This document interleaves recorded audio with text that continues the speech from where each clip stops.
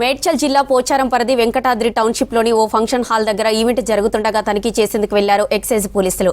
అదే సమయంలో function hall పక్కన ఉన్న స్వాతిరెడ్డి హాస్టల్ యజమాని మరికొంతమంది ఫంక్షన్ హాల్ సెక్యూరిటీ సిబ్బందితో గొడవపడ్డారు. ఈవెంట్లో లిక్కర్ తనిఖీలు చేయాలని చెప్పినా అక్కడ గొడవ పడుతున్న వ్యక్తులు ఎక్సైజ్ పోలీసులకు సహకరించలేదు.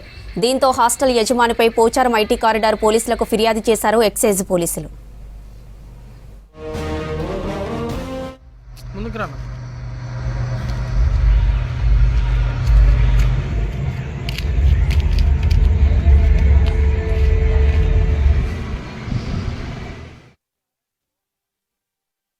మాది సొంత ఇల్లండి. ఇది మేము ఇక్కడ హాస్టల్ నడుపుకుంటున్నాము.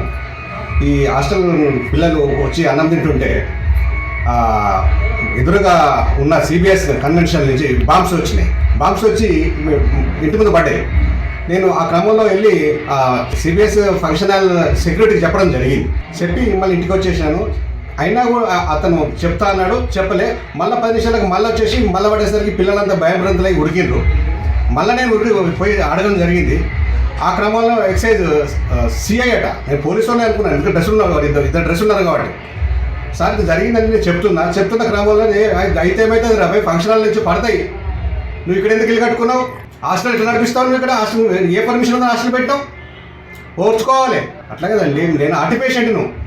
నాకు ఆ సపోర్ట్కు నేను చనిపోయేటోని, బాధ్యులు ఎవరు అని చెప్పి మాట్లాడుతున్న క్రమంలో నన్ను మా పిల్లలు ఇంటికి తీసుకొచ్చారు. ఇంటికి తీసుకొస్తుంటే కూడా నా ఎమ్మటి వచ్చి నన్ను నా ఇంటి ముంగడికి వచ్చి సిఐ సిబ్బంది నా గల్లబట్టి కొంచెం తీసుకుపోయి కన్వెన్షన్లు తీసుకుపోయి, రవికుమార్, రవి ఎక్సైజ్ సిఐ అట, రవి అట ఆయన పేరు. అయితే మా పిల్లలు అప్పటికే మొన్నట్టు 10కు ఫోన్ చేశారు, ఇట్లా బాంబుస్ వచ్చి మీరు పడేలు జరిగింది అని. ఆ పోలీసులు వచ్చిన తర్వాత గుమ్మిగూడి అక్కడ గుమ్మిగూడి ఏం జరిగిందంటే పోలీసులు చెప్తున్న క్రమంలో ఇతన్ని ఎందుకు అరెస్ట్ చేసి ఎందుకు తీసుకుపోతారో అసలు మీరెవరని చెప్పి మా పిల్లలు వచ్చి అడగడం జరిగింది. ఆ కన్వెన్షన్ గేట్ కాడికి వచ్చి ధర్నా చేశారు పిల్లలు. నన్ను లోపల తీసుకుపోయి ఒక ½ అవర్ బండ్ల కూర్చోబెట్టారు. ఆ బండ్ల నుంచి తీసుకొని మళ్ళీ ఫంక్షన్ హాల్ లోపల తీసుకుపోయారు. ఫంక్షన్ హాల్ లోపల తీసుకుపోయి ఇదో మందు చెకింగ్ అట, తాగే మందు చెకింగ్ అని చెప్పి తీసుకుపోయారు. ఆ చెకింగ్ చేసిన క్రమంలో మా పిల్లలు వచ్చి నాకు అసలు ఏంటి ఎక్కడికి బండ్లు లేడు, మళ్ళీ ఇంకెక్కడ తీసుకుపోయారు, ఎక్కడ తీసుకుపోతున్నారు అని అడిగి వస్తే మా పిల్లల్ని వెళ్ళబట్టి నువ్వెవరు వెళ్ళి అందరూ వెళ్ళిపోయి ఇక్కడ ఉందని మళ్ళీ వచ్చి తీసుకొచ్చి మళ్ళీ బండ్ల కూర్చోబెట్టారు. కూర్చోబెట్టిన తర్వాత పిల్లలు వచ్చి గేట్ కాడికి వచ్చి ధర్నా చేసారు. ఆ లోపే పోలీసులు వచ్చారు, సివిల్ పోలీసులు వచ్చారు. అసలు సమస్య ఏంటంటే ఇదేంటే అప్పుడు వాళ్ళు వెళ్ళిపోయారు. పోలీసు వాళ్ళు అనుకుంటాను మేము, నా ఇంటి ముంగటికి వచ్చి నా భార్యను, నన్ను, నా కొడుకులను నా గల్లబట్టి తీసుకుపోయి నన్ను లోపడేయడం జరిగింది. నాకు న్యాయం కావాలి. నేను ఆర్ట్ పేషెంట్ను.